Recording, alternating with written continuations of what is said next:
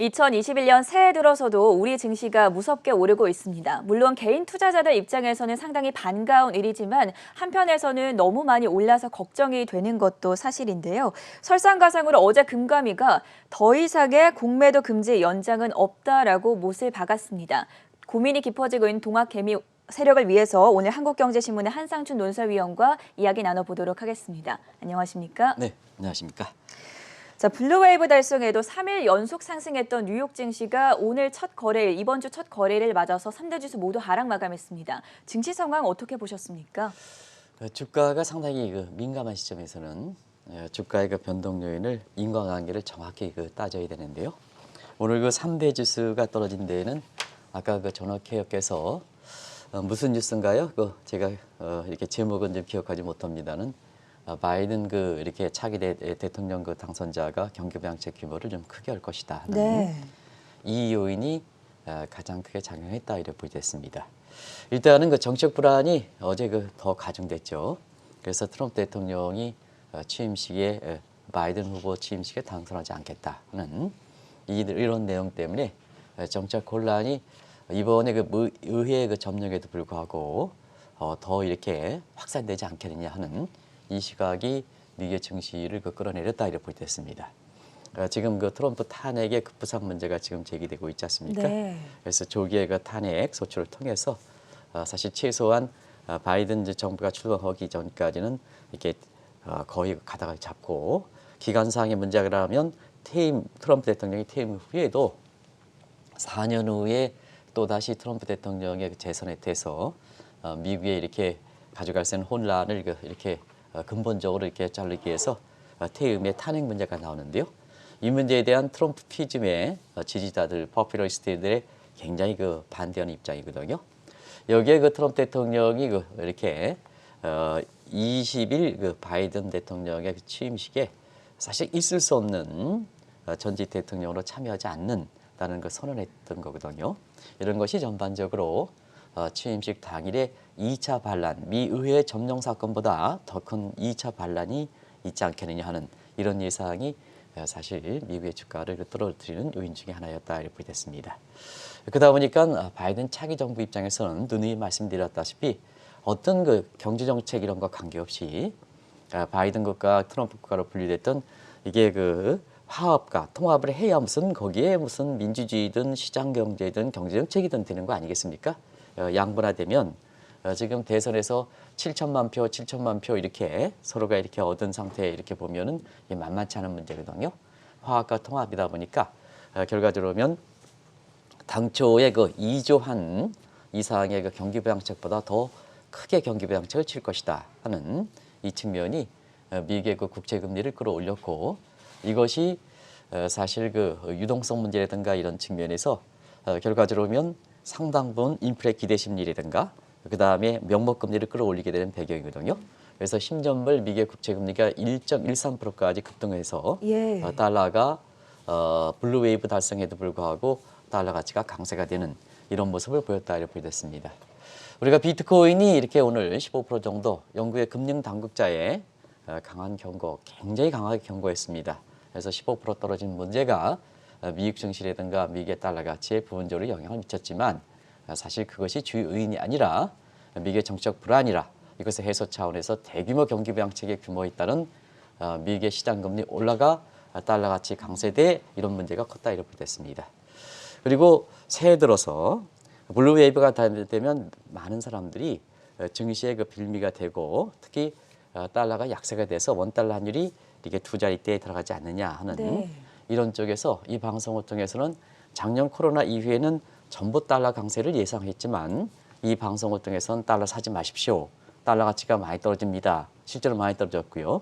올해 들어서는 블루웨이브가 달성하더라도 달러가 그렇게 많이 떨어지지 않습니다. 오히려 원달러 환율 같은 경우에는 상대적으로 올라갈 겁니다. 위안화 동작에서가 떨어지면서 사실 어제 같은 경우에는 장중한 때 1,100원이 상향으로 돌파했습니다. 여기 나오죠? 상향으로 돌파하는 모습도 이게 보였는데요. 물론 1,097원도 우리가 블루웨이브 전에 1,080원대 밑에 떨어졌던 이 국면보다도 올라가는 국면이거든요. 그래서 우리가 이렇게 전문가라 하더라도 또 정책 당국자라 하더라도 시장의 움직임을 그날 거의 소위 이렇게 눈 뜨고 지켜보지 않으면 이렇게 무슨 연합통신이라든가 이런 쪽에 뉴욕 특파원 훌륭하신 분들입니다는 사실 그분들이 전해주는 내용이 그때그때의 흐름의 코노테이션 문제라든가 이런 문제에 또 달리 해석할 수가 있다. 그분들 굉장히 훌륭하신 분들입니다. 그러나 달리 해석할 수 있다 하는 것을 말씀드리겠습니다. 같은 현상이라 하더라도 비트코인에 대해서 오늘 미국의 주가가 떨어졌다 하는 식으로 이렇게 인과관계를 하는가 하면 저희처럼 12시 이후서부터 지켜본 측면에서 보면 시장 흐름에 따라서 그때 나오는 어록 가지고 사실 증시 흐름을 파악해야 되거든요. 그런 측면에서 한번 다들 훌륭하십니다는 이제는 더 부지런해야 된다 하는 것을 꼭 좀 말씀드리겠습니다. 오늘 미국 증시의 하락 요인에 대해서 먼저 자세하게 살펴봤고요. 바로 국내 증시로 넘어가 보도록 하겠습니다.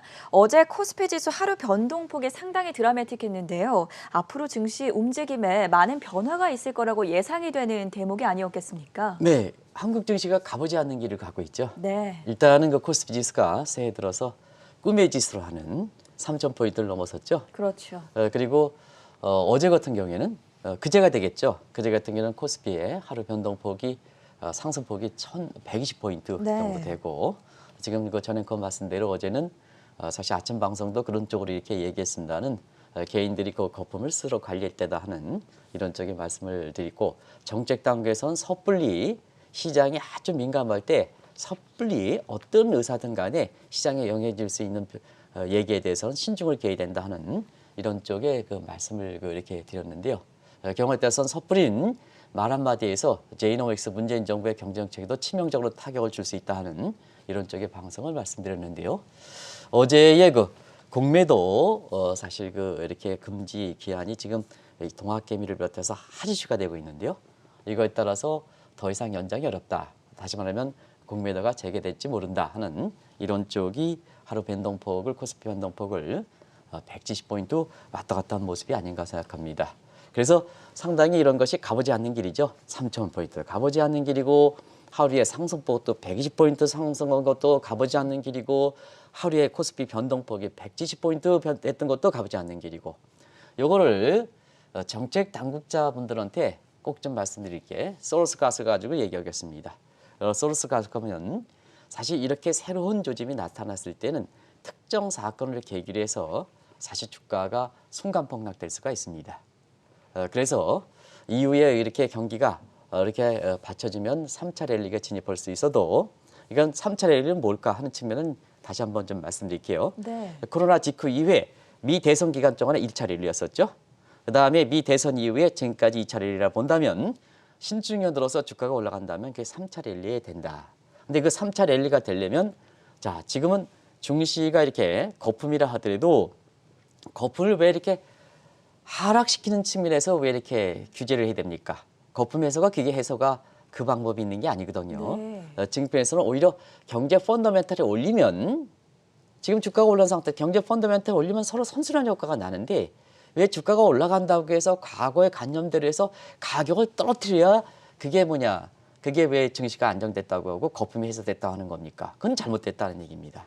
그런 측면에서 조지 소스가 펀더멘탈 측면에서 매크로 사이드에서 경기가 그다음에 기업 사이드에서 마이크로 사이드에서 실적이 받쳐지면 주가가 높다 하더라도 펀더멘탈이 이렇게 다가서니까 사실 그 거품에 대한 우려가 제소되면서 주가가 올라가는 게 좋지 않습니까? 그때 떨어지는 것보다 주가가 꾸준히 올라가야 되지 않습니까? 네. 이렇게 그래서 3차 랠리에 진입한다 하는 것을 말씀을 드리는데요. 어제도 이제 말씀드렸습니다. 근데 어제 그 공매도 금지 종료 이 문제에 대해서 더 이상 그 연장 종료가 더 이상 없다 하는 연장이 더 이상 없다 하는 것이 사실 시장을 굉장히 많이 흔들렸던 것도 바로 조지 소로스의 자기 암시 가설을 가지고 설명할 수 있다 이렇게 보겠습니다. 그래서 어제 사실 한국 증시는 가보지 않는 코스피 3,000포인트, 하루에 상승폭 120포인트, 그 다음에 주가 변동폭 170포인트 이런 걸로 네. 계기로 해서 이전에 한번 말씀드렸지만 한국 증시가 이후로 아이스 브레이킹이 되느냐, 아이스 에이지 되느냐, 요 기로에 서 있지 않느냐. 그러면 이제 일반적으로 동학개미들 입장에서는 주가 상승할 때, 즉 아이스 브레이킹 할 때도 이것도 잡아야 되고, 그다음에 경우에 따라서는 주가가 떨어질 때 뭐 정책 당국자가 뭐 시장에 관계없이 뭐 발언할 경우에는 경우에 따라서는 주가가 떨어질 수 있지 않습니까? 이것도 좀 대비해야 되고 동학개미가 올라가더라도 고민이고 내려가더라도 고민인데 이것을 고민을 풀어줄 수 있는 방안 이런 것이 지금 상태에서는 가장 고민하는 사항이거든요.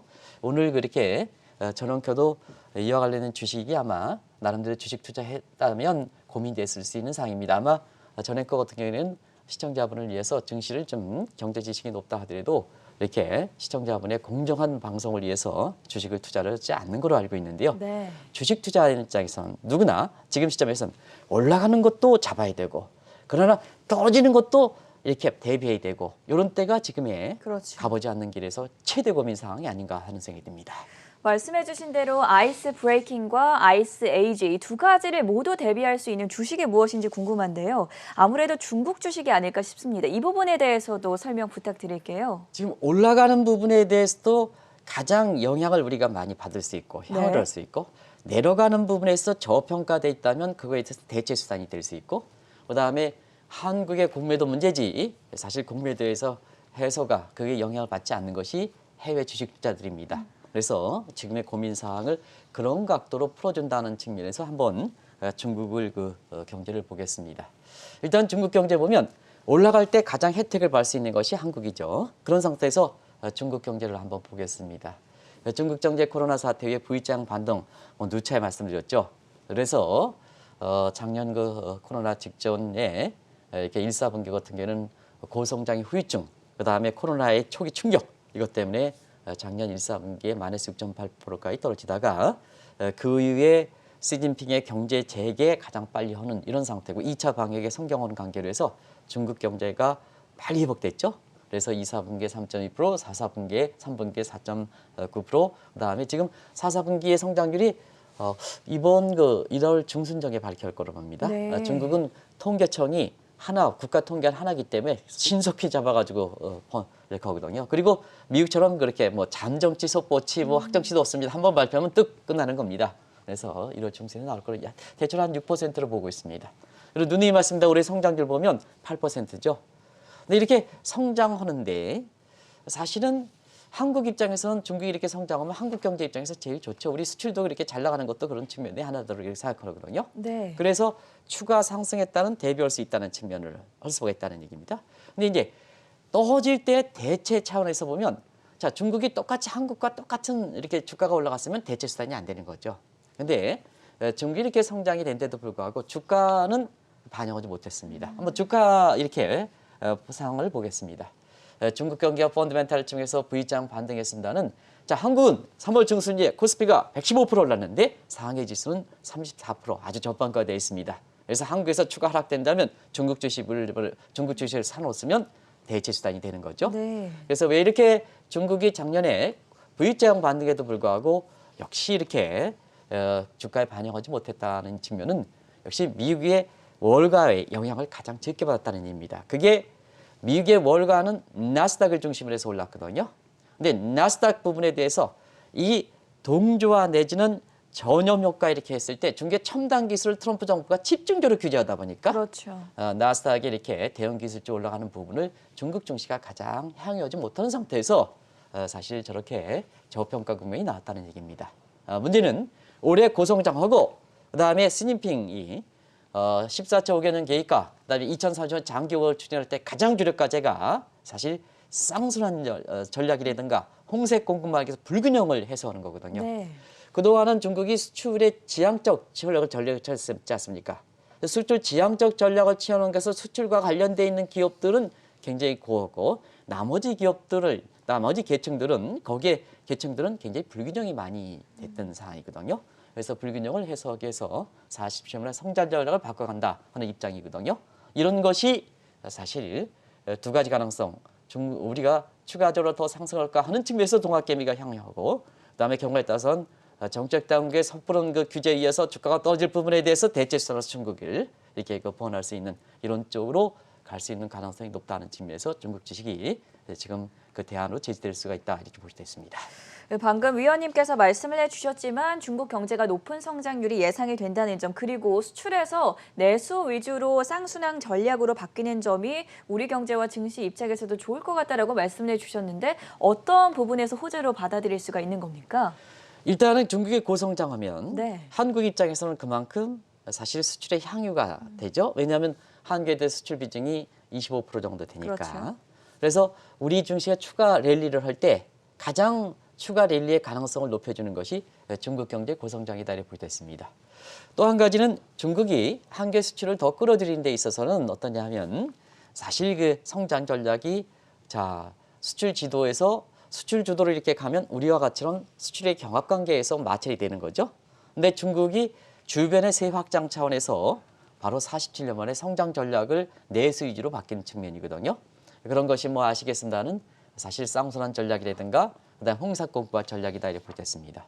일부에서 그 홍색 공급화 전략에 대해서 글로벌 가치 사슬이 부품이라든가 이런 데 중국의 자급도를 높여주면 그동안 한국이 중국에 대해서 수출은 인프라 트레이드, 인터퍼 트레이드에서 부품 소재니까 그 부분에 좀 이렇게 성장 전략이 우리 입장에서는 수출에 대는 폭이 줄어들지 않겠느냐 하는 이 측면도 이제 분명히 있긴 있습니다. 네. 그러나 지금의 한국의 기술의 같은 경합 관계라든가 볼 때는 사실 포스트의 기술 격차를 이런 보면 경합 관계에서 나타나는 것보다는 보완적 관계에서 부품과 소재 수출도 보완적 관계에서 그렇게 대체적인 측면에서 한국의 소재 부품에 대한 중국의 홍색 공급 전략에서 국산화 비율을 높이면 여기서 국산화는 중국의 국산화 비율을 높이면 그렇게 한국의 소재 부품에 대한 수출액이 그렇게 떨어지지 않는다 하는 걸 꼭 좀 말씀드리겠습니다.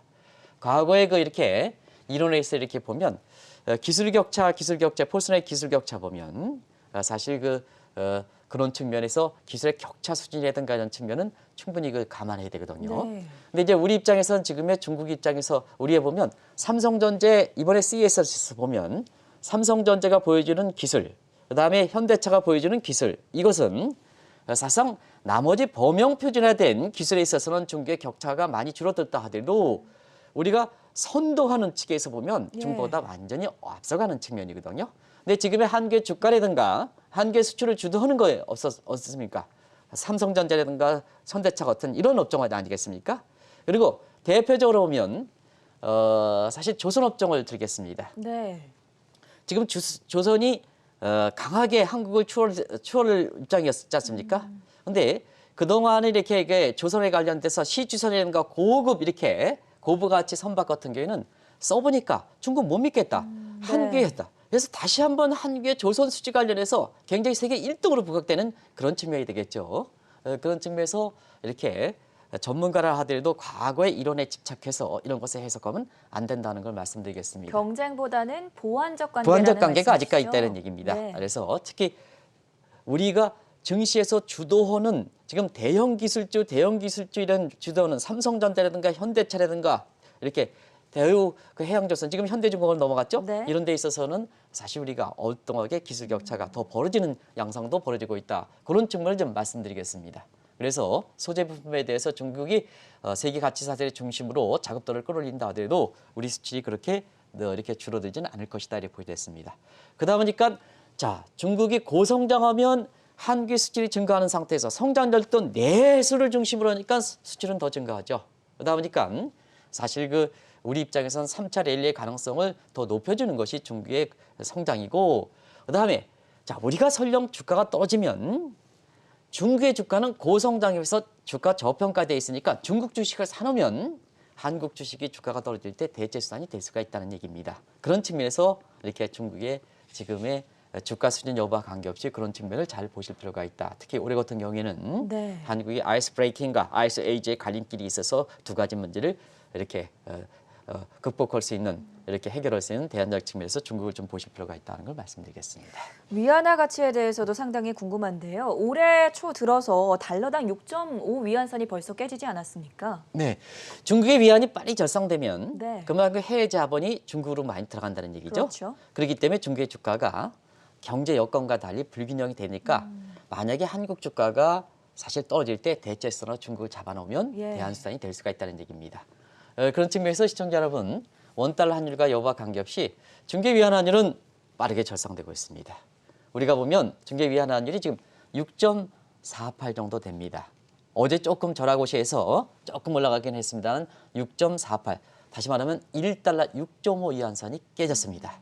우리가 보면 중개 위안화율 같은 경우는 작년에 코로나 직후에 이렇게 보면 1달러 7.0 위안 이게 1차 만회절선입니다. 그리고 2차 만시 1달러 6.5 위안선 이렇게 되는데요. 자, 올해 들어서 위안화 절상 추세가 되면서 1달러 6.5 2차 만에서 깨이다 보니까 지금 시장에서는 시진핑이 장기에 구상하고 있는 게 1달러 6.0 위안선이거든요. 이 구조의 조기에 달성하려는 의도가 아닌가. 그게 왜 그러냐면 디지털 위안화 조기적 작창, 그다음에 온라인상 모바일상에서 세계 새로운 기축통화 역할 중국이 구축해 하는 측면에서는 디지털 위안에 대한 신뢰가 높일 때는 1대1 디노미네이션은 위안화 부분에 대해서 가치가 올라가야 신뢰가 형성되고 거기에 1대1로 되는 디지털 위안화에 대해서 사실 그 온라인 디지털상의 디지털 위안화의 기축통화 역할이 빨리 정착된다 하는 이 측면을 말씀드리는 겁니다. 그래서 시장에서는 사실상 그런 측면이 익혀지는 상황이거든요. 근데 이렇게 위안화가 절상되다 보니까 자, 중국 주식이 경제여건에 반영되지 않습니다는 국채가 미국의 국채보다 더 많이 부상되지 않습니까? 지금 미국의 국채는 자, 재정 적자라든가 국가 채무가 굉장히 위험한 상태고 네. 그다음에 사실 바이든 정부의 대규모 경기 부양책이 나오면 적자라든가 그다음에 사실 그 국가 채무가 더 증대될 우려가 있기 때문에 국채에 대한 신뢰도가 많이 떨어지고 있습니다. 환율의 변동폭 한번 금리의 변동폭 보십시오. 조금 말하면 따라서 세계적으로 가장 안전한 자라는 미국의 국채 금리가 오락가락하거든요. 그만큼 신뢰가 떨어졌다는 얘기거든요. 근데 사실 신흥국의 경제 대국이라 하더라도 중국의 같은 경우에는 1인당 GDP가 10,000달러 정도 지나는 상태에서 중개 국채가 매력적이고 사실은 해외에서 보면 중개 국채가 더 이렇게 매력적인 대상으로 이렇게 가는 것도 바로 이런 증거거든요. 이전에 한번 말씀드렸으면 부도 확률과 환차익적인 측면에서 매런지 세계적으로 국채에서 가장 이렇게 투자 기관에서 평가기에서 매력적으로 기관인 매런지에서 보면 중국 국채가 매력적이라는 얘기입니다. 그러면 자금이 이렇게 신흥국 같은 경우는 중국처럼 이렇게 신흥국 형태의 경제 대국 형태에서는 채권 시장이 오히려 증시보다 더 매력이 있는 거죠. 그런 측면에서 자금 조달할 때 이렇게 되니까 결과적으로 위안화 절상 추세가 그때그때 흐름에 따라서 다르긴 합니다만 절상 추세가 되면 사실 외국 자본이 들어가고 채권 시장 들어가는 것도 외국 자본이 들어가는 겁니다. 들어가는 상태에서 위안화 절상이 되면 증시 입장에서는 외국 자본의 입장에서 환차익이 기대되기 때문에 경기라든가 주가가 저평가됐던 분이 올해는 빠르게 이것이 이렇게 불균형 문제가 해소되지 않겠느냐 하는 이런 쪽의 예측이 나올 수가 있다 이렇게 됐습니다. 중국 주식과 관련한 결론을 맺어보도록 하겠습니다. 올해 중국 경제가 호조를 보이고 또 저평가된 주식들이 상승을 하게 된다면 동학개미들이 가지고 있었던 양대 고민을 중국 주식이 해결해 줄 수 있다. 이렇게 정리해 볼 수 있겠습니까? 네, 사실은 지금 상태에서 3차 랠리에 진입 여부에서 네. 동학개미들이 추가적으로 랠리에서 수익이 되려면 사실 앞서 조지 소로스의 가설에서 보면 우리 경기가 받쳐줘야 되지 않습니까? 그렇죠. 그러면 이제 우리 경기가 뭐에서 경기가 회복될까 하는 측면에서는 문재인 정부의 경제 정책도 있을 거고 네. 그다음에 사실은 중국 경제 회복에 따라서 우리 경기가 회복되는 측면 그래서 3차 랠리에 진입하는데요. 잘못각해서 제가 민감한 문제를 시청자분에게 같이 말씀드리겠습니다. 우리가 추가적으로 동학개미들이 바라는 3차 랠리가 되려면 문재인 정부의 경제 정책에서 더 기대를 걸 수 있느냐 그다음에 중국의 경제정책에서 중국의 경제 성장에서 더 기대를 걸 수 있느냐 어느 쪽에 이렇게 기대를 걸습니까? 자, 위원님의 말씀을 종합적으로 판단을 해봤을 때 중국 쪽에 더 기대를 걸어봐야 하지 않겠습니까? 네, 사실은 그렇게 되면 현 정부 경제 강력들이 좀 이렇게 섭섭해하기 때문에 네. 그냥 둘 사실 뉴딜 정책이 성공하기를 우리 국민 입장에서는 네. 이렇게 바라겠죠. 그래서 정부의 뭐 정책에 대해서 가치관 진보 보수에 관계없이 저는 끝까지 국민의 한 사람으로서 현 대통령과 현 정부의 경제 강요들을 믿겠습니다. 그거는 개인적으로 보수니 진보니 관계없이 국민의 한 사람의 권리로서 그렇게 믿겠습니다. 꼭 그만큼 사실 이렇게 전 앵커가 말씀하신 대로 그만큼 현 정부에 대해서 마지막까지 좀 국민을 위해서 잘해 주십사. 마지막 집권이 있겠네요. 어제 문재인 대통령의 신년사에서도 뉴딜 정책 그렇게 강조하셨는데요. 경제도 그렇게 강조하셨는데 끝까지는 그렇게 했으면 좋겠습니다. 거기에 무슨 가치 판단이 뭐 있습니까? 내가 진보냐 보수냐 뭐 필요하겠습니까? 그런데 사실 지금 전에 그 말씀이라든가 제 말씀대로 시청자분의 입장에서는 더 확실한 것이 중국 경제 성장이다. 네. 중요해요. 그러면 3차 랠리의 가능성이 중국 경제 성장이 되면 동학개미의 문제가 하나 풀어주는 거죠. 근데 주가가 저평가됐다는 얘기입니다. 여러분 중국 주식을 사놓으면 어떠냐 하면 한국의 경우에 따라서는 정책 당국자가 이상한 발언에서 주가가 떨어지면 그 중국 주식 사놓으면 사실 거의 커버할 수가 있는 측면이죠. 그래서 우리가 대연적인 측면에서 오늘 중국 증시 흐름과 관계없이 이렇게 동학개미의 고민을 풀어줄 수 있는 측면에서 중국의 주식들을 보는 겁니다. 그리고 또 한 가지는 자 어제도 한번 보겠습니다. 170포인트 왔다 갔다 하지만 우리가 여기서 K장구점 말씀대로 삼성전자 주식은 올랐습니까? 안 올랐습니까? 올랐죠. 현대차 주식도 더 올랐죠? 네. 이런 측면에서 보면 대표 기업에 집중돼 있는 한국 주식에서 그런 두 가지 가능성을 커버시킬 때는 대표 기업 중에 집중하는 이런 금융 상품들을 가입하실 필요가 있다는 얘기입니다. 이 특정 회사의 이익에 대변하는 것보다는 다 이제 지금은 다른 그 이렇게 사도 이렇게 더 이렇게 확산되고 있는데요. 이게 BBIG 같은 ETF 상품들.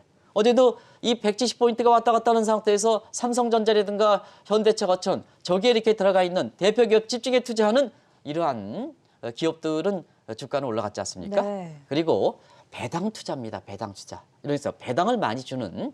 근데 이 배당을 많이 줘서 전통적으로 배당을 주는 것보다는 대표 기업들도 앞으로 주주를 중시하는 정책이니까 배당을 목적으로 종목 투자한다면 대표 기업에 이렇게 주식 투자하는 것이. 그래서 우리나라의 동학개미들이 현명하다는 얘기입니다. 동학개미들이 이렇게 한국의 삼성전자를 집중적으로 사는 것도 바로 그런 측면이거든요. 왜 동학개미들이 왜 이렇게 기관 투자가 외교원에 비해서 과거처럼 이렇게 스마트하지 않지 않습니까? 스마트 못합니까? 스마트하거든요. 그런 흐름을 잘 봐서 그렇다 이렇게 보시면 되겠습니다. 그런 상태에서 어제 정책 당국자가 섣불리 공매도 문제에 대해서 얘기를 했는데요. 사실 지금까지 나온 거 보면 공매도 지금처럼 자, 한국이 지금 가보지 않는 길을 걷고 있거든요. 가보지 않는 길을 걸 때는 좋든 나쁘든 이게 좋든 제가 한번 말씀드리겠습니다. 네. 그 로버트 프로스트가 가지 않는 길이라고 있습니다. 시가 있죠. 있죠? 네. 그게 사실 미국에서 인문학에서 가장 이렇게 뛰어나다는 에머스 커리지에 이렇게 거기에 뭐냐 각 에머스 커리지의 동문들이 각 이렇게 전쟁에 참여해가지고 이렇게 희생하신 분들이 다 국가가 있으면서 그 언덕바위가 깊은 언덕바위 위에 있거든요. 예. 가보지 않는 길은 그만큼 좋게 가든 나쁘게 가든 항상 설레이고 항상 두려운 겁니다. 한국의 증시 보십시오. 코스피 3,000포인트 가죠. 하루에 상승폭 120포인트 상승하죠. 하루에 170포인트 떨어지죠. 변동하죠. 이런 상태거든요. 이런 상태인데 정말로 정책 당국자에서 이런 상태에서 굉장히 신중하게 발언을 해야 된답니다. 섣불은 이렇게 문제, 공매도 제기라든가 이런 문제 가지고 제노믹스의 실패 이런 쪽으로 연결될 가능성이 있다는 얘기 아닙니까? 그래서 오히려 그런 게 문제가 된다면 시장의 생리를 알아서 어디든 이제 말씀드렸습니다는 주식의 보유기단에서 투기 문제 거품이 된다면 그걸 질적으로 조정할 필요가 해. 그만큼 시장을 세세하게 들여봐서 동학개미라든가 시장의 실체가 지금 뭐에 의해서 주가가 올라가는지 정책 당국자가 규제를 하려면 더 시장의 전문가들이 근데 우리나라의 정책 당국자가 행정고시나 합격하고 뭐 있지 않습니까? 이렇게 있지 않습니까? 시장에 있는 사람들이 우리가 정책 당국에서 정책 당국 시장의 심리를 알아야 되는데요. 네. 우리 금감원이라든가 다 훌륭한 사람입니다는 시장에 아는 사람들이 오픈 채연 공개청에서 들어갔습니까? 미국 같은 경우는 미 재무장관이 골드만삭스 출신이 아니겠습니까? 우리 같은 경우는 이거 뭐 그런 게 아성이니까 시장 사람이 못 들어가지 않습니까? 예를 들어서 1등 증권사의 뭐 CEO가 지금 금감위 원장 됩니까? 안 되지 않습니까? 시장에 대해서 모르지 않습니까? 네. 잘 모르지 않습니까? 모른다님도 그러니까 잘 이랬어요. 그래서 이럴 때는 정말로 신중한 발언을 해야 된다는 의미입니다. 어제 그 발언에 의해서 사실상 뭐냐. 그동안 코로나 사태에 의해서 우리 위기에 처한 우리 증시라든가 경제를 살린 사람이 정책 당국자가 있습니까? 동학개미 있습니까? 동학개미들이 했지 않습니까? 그런데 뭐냐 이렇게 민감한 사이에 이렇게 섣불리 발언하다 보니까 어려 같은 사태가 터진다는 걸 꼭 좀 말씀드리겠습니다. 공매도 금지 연장이 이미 2번이나 됐었기 때문에 이걸 종료해야 마느냐에서 굉장히 논란이 컸습니다. 하지만 어제 이제 공매도 금지 연장을 종료하겠다라고 밝힌 바가 있는데 섣부른 공매도 재개는 문재인 정부에 큰 부담이 될 가능성이 있지 않겠습니까? 네. 이 문제는 이제 앞부분과 겹치는 문제 간단하게 줄이고 뒤쪽 네. 부분이 더 중요할 것 같아서 우리가 작년에도 공매다 1차 연장할 때 서울대에 동시에 이렇게 증권거래소인가 아마 프로젝트를 줬을 겁니다. 네. 그래서 경영학과의 이무선 교수 이름은 제가 알더라도 얘기하지 않겠습니다. 근데 제가 이분의 이름은 얘기하겠습니다. 서울대학교 경제학과의 안동인 교수가 공매도 금지에 대해서는 사실 기한을 연장한다는 시각으로 이렇게 얘기하고 있습니다. 그 시작이 받아들여서 지금 3월 10월까지 됩니다는 사실은 지금 상태에서 책상머리에 앉아있는 사람들의 의견이 마치 연구원이라든가 이런 사람들이 시장에 경험이 없으면 공매도에 대해서 사실 이렇게 뭐 순기능과 악기능이 있어서 또 정책당국이 그렇게 판단하면 안 됩니다. 뭐든지 자 시장의 전문적인 경험과 그것도 큰 시장에서 전문적 경험과 그다음에 전문적 지식이 결부되는 사람이 이 문제에 대해서 검토를 하고 의견을 존중해야 된다는 걸 꼭 좀 말씀드리겠습니다. 그런 과정에서 서울대 안동현 교수 입장에서는 굉장히 뉴욕에서 이렇게 굉장히 시장에 경험을 한 상태에서 지금 이렇게 서울대에서 경제학과 교수를 하시는데요. 네. 공매도 금지 기한의 연장에 대해서 아주 강하게 긍정적 시각을 핀 이런 식입니다. 이런 분들의 의견을 지금 상태에서도 2차 시험년 3월 15일을 앞두고 사실 1차 시험 때 이분의 의견을 말씀드리러 연장한 것과 마찬가지로 사실 이분들의 시각, 시장에 경험이 있는 사람과 또 저희보다도 월등히 뛰어난 전문적 지식이 단순히 전문적 지식이 아니고 거기에 이렇게 시장의 경험이 시장의 생리를 가장 잘 아는 사람의 의견을 받아들여서 이 문제를 좀 정리하실 것을 이렇게 꼭 좀 당부해 말씀드리겠습니다. 공매도 금지를 연장해야 된다. 그리고 오히려 공매도를 없애야 한다. 이런 지금 발언들까지 나오고 있고 청와대 국민청원도 등장하지 않았습니까? 네네. 이 부분에 대해서는 어떻게 보십니까? 일단 공매도가 과거의 정책당국 입장에서 공매도가 사실 개인들은 헐 능력도 없고 공매도 해줘봐야 시장에 영향이 없다 하는 정책당국 입장에선 절대 그 입장을 견제하지 마시기 바랍니다. 지금 동학개미들이 얼마큼 현명합니까? 기관 투자가에 비해서 현명하지 않습니까? 외국인에 비해서 현명하지 않습니까? 동학개미들이 뭐냐?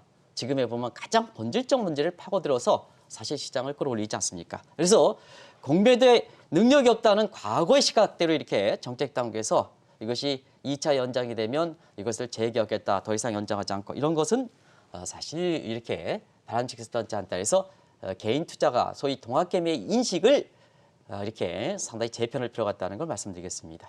그리고 돈을 다루는 문제는 공정한 제도가 아니라 돈을 다루는 문제는 공정이 평평한 레벨 플레이닝 필드가 돼야 됩니다. 그런 측면에서 사실 규제라든가 이런 거 돈을 다루는 입장에서는 자 지금 보면 평평한 운동장을 되면 기업들 한번 보겠습니다. 구매에 맞는 자금 조달을 할 수가 있습니다. 그리고 동학개미 힘이 커졌으니까 주주를 더 중시한다는 얘기입니다. 주주 친화적인 합니다. 이걸 갖춰놓게 하고 이렇게 하면 제도를 규제하면 안 된다는 얘기입니다.